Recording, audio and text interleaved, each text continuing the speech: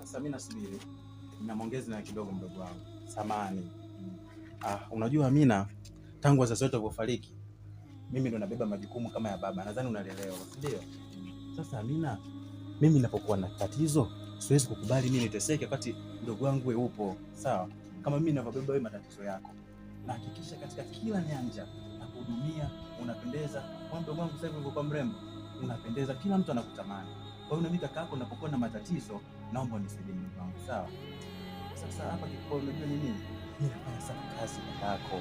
Natumia muda mwingi kutafuta hela kuliko kujihusisha na mahusiano. Kwa hiyo hapo nilipo mdogo wangu kakako, nimekwama mdogo wangu. Sawa? Yaani nimekwama. Kiukweli Amina, naomba unisaidie jambo moja. Sawa? Hivi kaka kumbe ni mshenzi eh? Mimi si mdogo wako. Sasa mbona unataka kuchapa na mdogo wako? Usifayuki sasa. Mimi naye si tumbo moja. Au unanifanyia hivi kwa sababu na mama amefariki, si ndio? Kumbe kaka ni mshenzi eh? Niliyekuheshimu kama kaka yangu, kumbe ni upo hivyo. Amina. Niache.